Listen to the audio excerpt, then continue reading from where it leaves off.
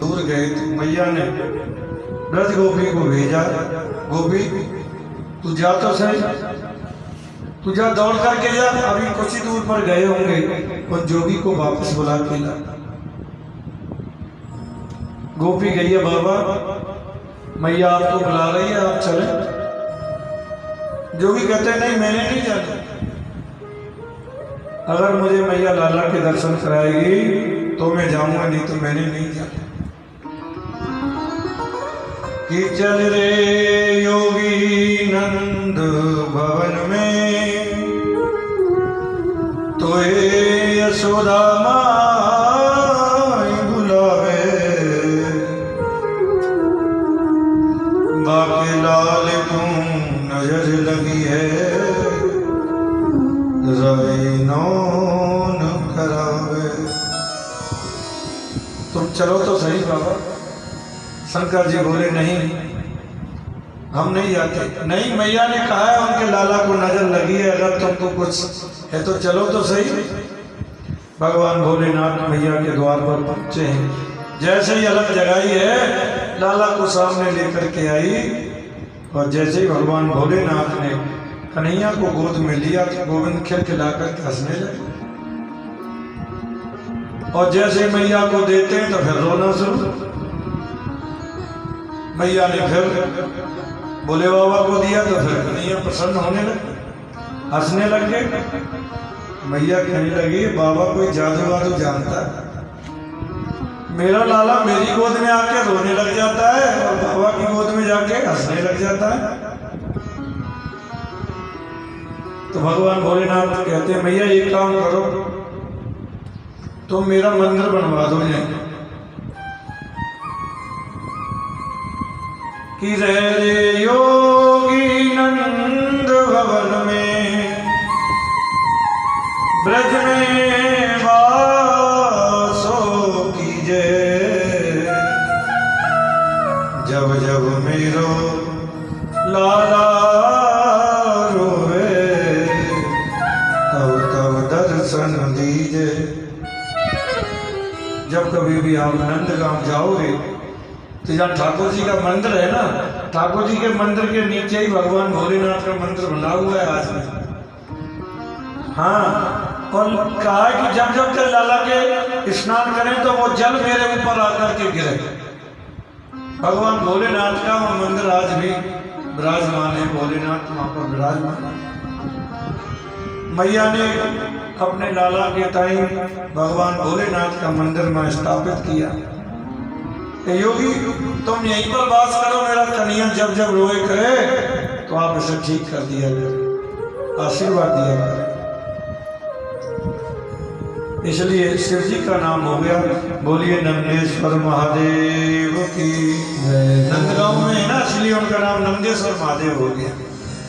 कभी जाने का अवसर मिले तो देखना, जहाँ नंदगांव में नंद जी का महल है, जहाँ ठाकुर जी का मंदिर है, और उससे निकल के जब आएंगे तो साथ में छोटा सा मंदिर बना हुआ है शिव जी का नंद महल के अंदर, इसलिए शिव जी का नाम नंदेश्वर महादेव हो गया। लाला एकदम प्रसन्न हो गए, शिव जी की कृपा के सागर हैं, और मेरे गोविंद को मारने के लिए एक और राक्षस आया तृणावर्त।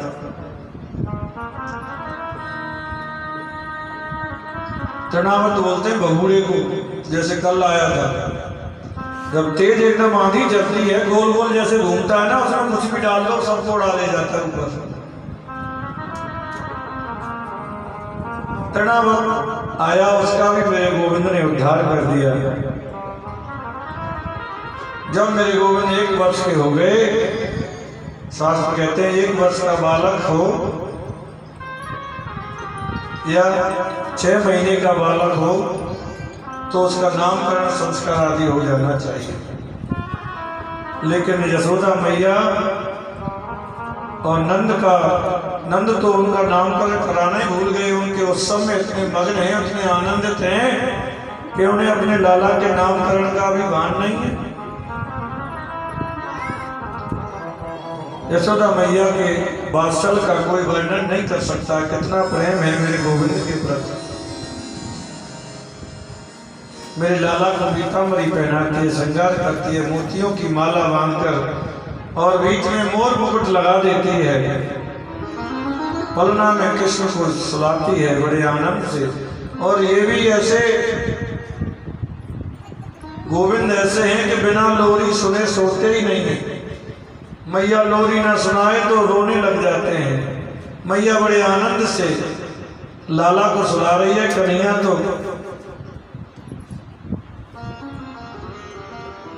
मैया के मन में धीरे धीरे पन्ना हिला रही है और गोविंद को कैसे लोरी सुना रही है कि चगन मगन मेरे लाल को आजाद ने दिया,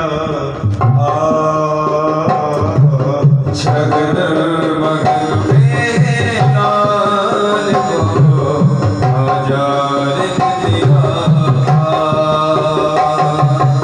छगन मगन मेरे लाल को आजाद ने दिया,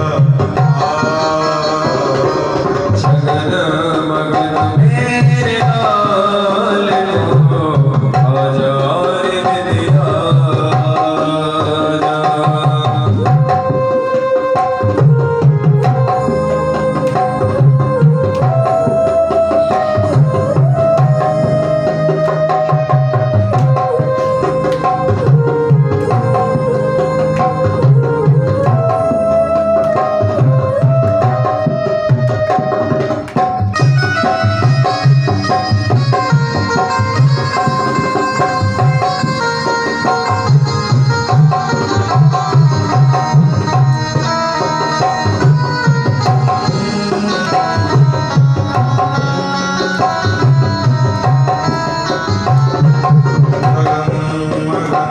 मेरे लाल को आजाद ने दिया, छगन मगन मेरे लाल को आजाद ने दिया, चंचल मोहन शाम के नैनन बीच समा, चंचल मोहन श्याम के नयन बीच समा, छगन मगन मेरे लाल को आजाद ने दिया, ओ छगन मगन मेरे लाल को आजाद ने दिया।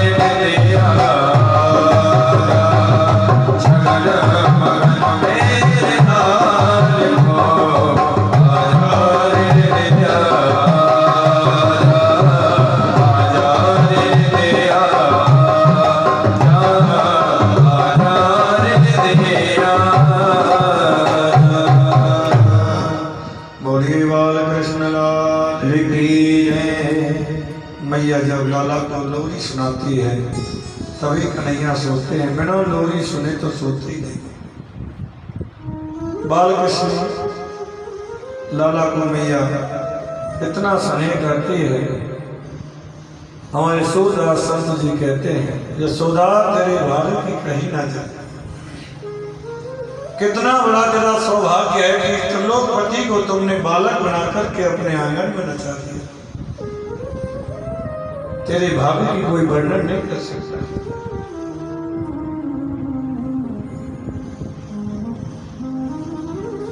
मैया लाला के नामकरण की सुधी नहीं रही और जिसने साक्षात ब्रह्मा का बालक बना लिया उसको भाग्य की कौन वर्णन कर सकता है। गोविंद जब 1 वर्ष के हो गए तो वसुदेव जी ने अपने कुल के पुरोहित गर्गाचार्य जी से कहा आप ऐसा करो गोकुल में जाओ, क्योंकि बच्चे का नामकरण अपने कुल के आचार से ही कराना चाहिए। और गोविंद तो वसुदेव के पुत्र हैं, तो उन्होंने कहा आप जाओ और जाकर के नामकरण करके आओ। मेरे दोनों पुत्रों का अभी तक नामकरण नहीं हुआ है। तो गर्गाचार्य जी गोकुल की गलियों में घूम रहे हैं, कोई बच्चे का नामकरण करा लो, हैं कोई कथा करा लो, कोई कीर्तन करा लो, घूमते हुए जा रहे हैं। तो नंद बाबा को याद आ गई, अरे हमारे बच्चों के भी नामकरण नहीं हुए। अरे महाराज आप नामकरण करते हैं तो मेरे पुत्रों का भी नामकरण अभी तक हुआ नहीं। गर्गाचार्य ने कहा देखो महाराज मैं आपके बच्चों का नामकरण नहीं कर सकता। क्यों? क्योंकि मैं तो वसुदेव के कुल का आचार्य हूँ और मैंने आपके वैभव को जाना है। कोई भी कार्य करते हैं तो बड़ी धूमधाम से करते हैं। और कंस महाराज को पता चल गए भाई वसुदेव जी के आचार्य ने नंद जी के बच्चे का नामकरण किया है और उसे पता चल गई तो आफत आ जाएगी। बड़ा दुष्ट है। अच्छा तो क्या करें? बन के ऐसा करते हैं। नंद बाबा ने कही आप चिंता मत करो, हम किसी को पता ही नहीं लगने देंगे, गौशाला में बैठ करके नामकरण कर लेते हैं। नंद बाबा ने यशोदा मैया से जाकर के कहा देवी हमारे पुत्रों का अभी तक नामकरण नहीं हुआ। बहुत पहुंचे हुए संत आए हैं, बहुत पहुंचे हुए आचार्य हैं और उनका नामकरण करा लें। गौशाला में बैठ के चुप से नामकरण करा लेंगे। मैया बोली एक बात बताओ लाला के मोल लेके आए क्या? हैं कहीं से खरीद के लाए क्या? अरे मेरे कन्हैया का नामकरण होगा ना तो 6 महीने पहले से तो निमंत्रण दबाऊंगी पूरे ब्रजमंडल में। चूर्ण का नौता, चूर्ण का नौता समझते हैं? सुबह से लेकर रात तक किसी के घर चूल्हा ना जले, सब यही खाएंगे। मेरा लाला कोई ऐसे ही है? मैं कहीं से मांग के थोड़ी लाई हूं अपने लाला। मेरे लाला का नामकरण जिस दिन होगा 6 महीने पहले से निमंत्रण दिलाऊंगा पूरे ब्रजमंडल में। इतना वैभव है नंद बाबा का, बड़े वैभवशाली है।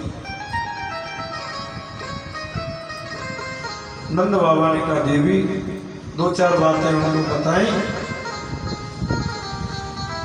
तो यशोदा मैया कहने लगी हम तो पड़ोसी को भी नहीं पता लगने देंगे कि भाई हमारे लाला के जीवन में संकट आ गया तो। और कंस को कैसे कैसे राक्षस रोज आते रहे। माँ यशोदा रोहिणी दोनों विचार करने लगी। देखते हैं पहुंचे हुए संत हैं क्या ऐसे खड़िया पलटन है? हाँ ब्रज में बोलते हैं खड़िया पलटन। वहीं ऐसा करो कि तुम्हारे लाला गोरे और मेरा भी रंग गोरा। रोहिणी भी थोड़ी सांवली और कन्हैया भी सांवले। दोनों मैया ने इतनी चालाकी करी कि अदला बदली करके बैठी। मैं देखे तो सही कितने पहुंचे हुए संत हैं, कितने पहुंचे हुए ब्राह्मण हैं। जैसे ही गर्गाचार्य जी के सामने मैया आकर के बैठी, गर्गाचार्य जी तो देखते ही रह गए।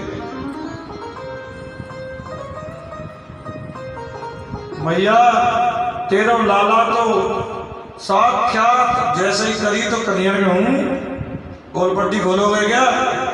अरे पोल पट्टी खोल दी ना तो सारा काम खराब हो जाएगा। गर्गाचार्य कहना चाहते हैं मैया तेरा लाला तो साक्षात ब्रह्म है,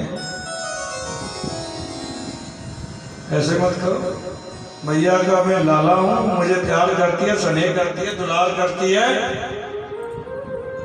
और देखते देखते देखते देखते गर्गाचार्य की आंख खुली रह गई, श्वास बंद हो गई और बैठे रह गए।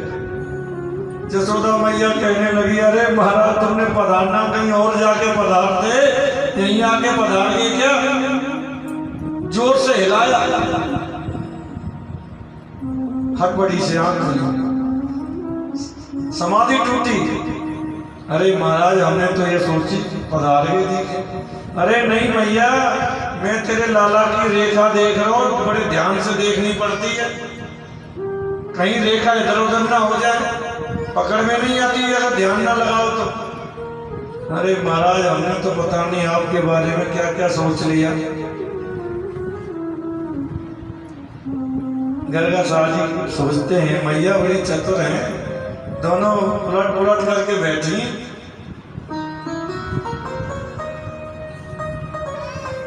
अच्छा मैया मैया एक बात था, तेरी गोद में जो लाला वो तो तेरा है ही ना। मैया कहने और कौन को? बोले वो तो रोहिणी का बालक है, तुम्हारा तो है ही नहीं। यशोदा मैया रोहिणी की तरफ देखती है, हाँ करिया बल तो नहीं है, जानते हैं भूत वर्तमान की सब बातें जानते हैं।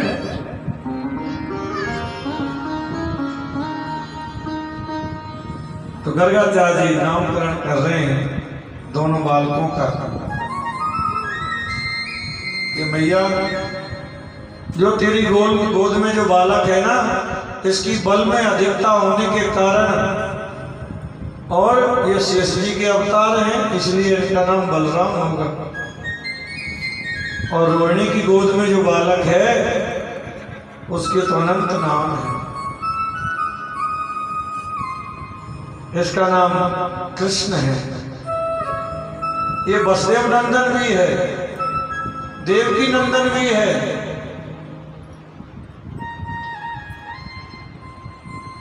कई कई नाम गर्गाचार्य जी ने गोविंद के रखे।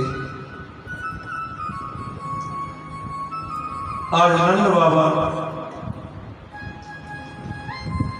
आनंद मगन हो रहे हैं,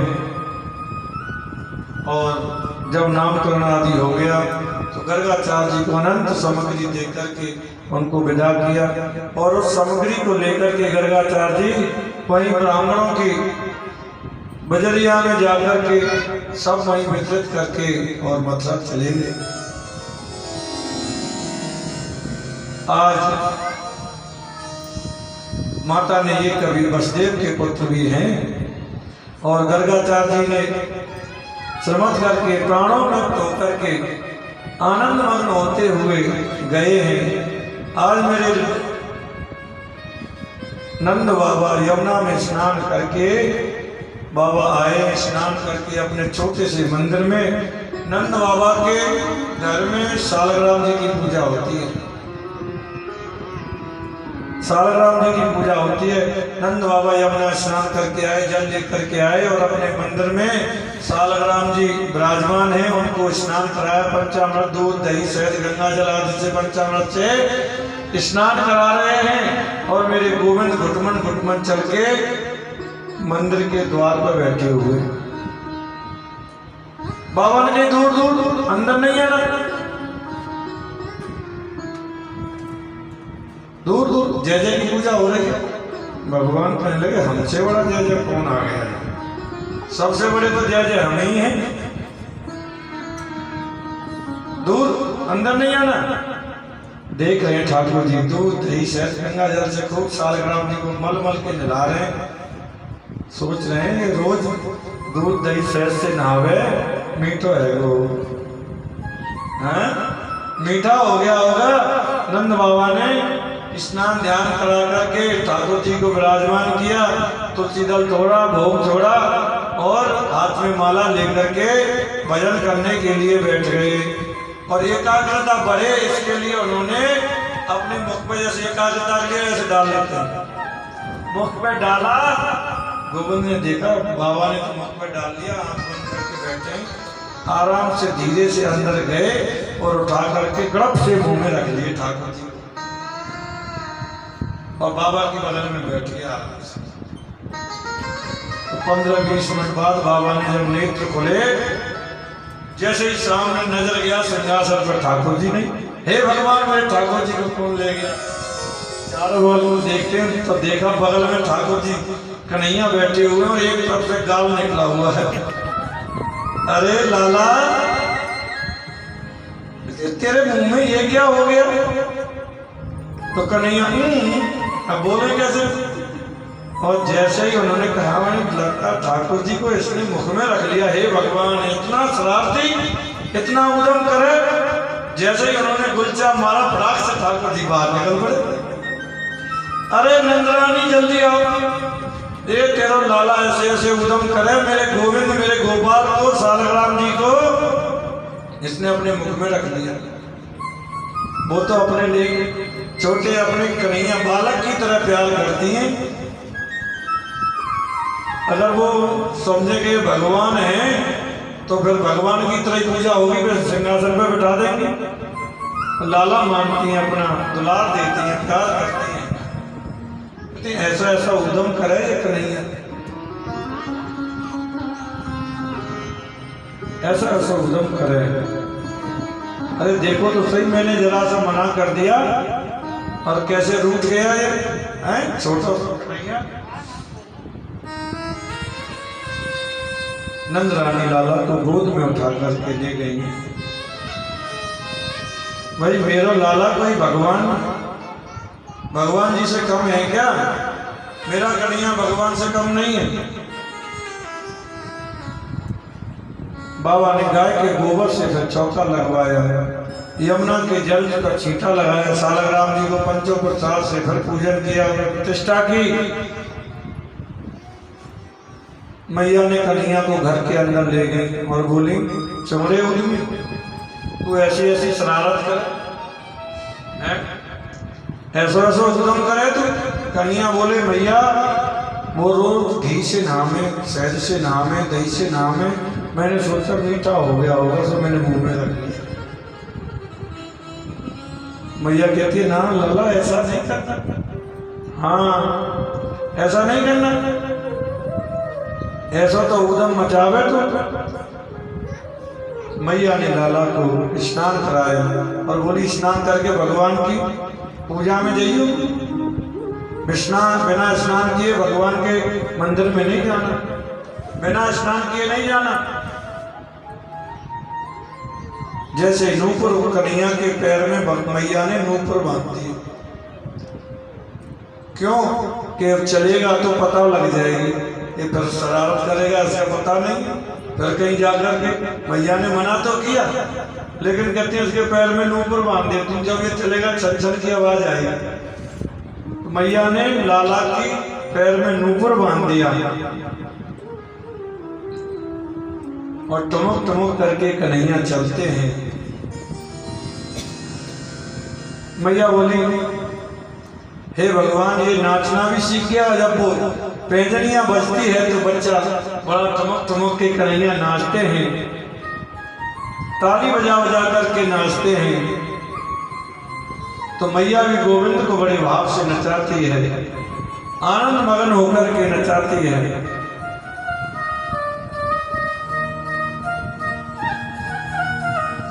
हो नाचे नंदलाल, नचावे हर की मैया, नाचे नंदलाल, नचावे हर की मैया, नाचे नंदलाल, नचावे हर की मैया, नचावे हर की मैया, नचावे हर की मैया, नचावे हर की मैया, नचावे हर की मैया।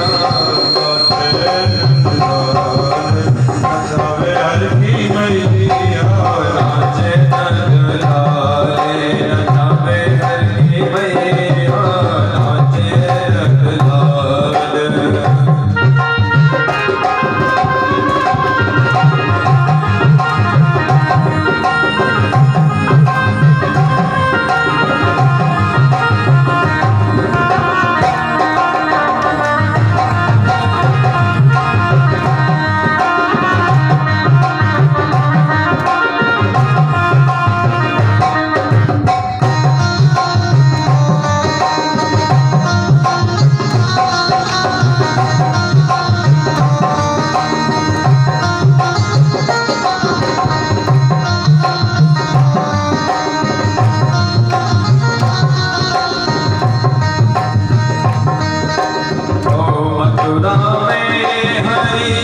जन्म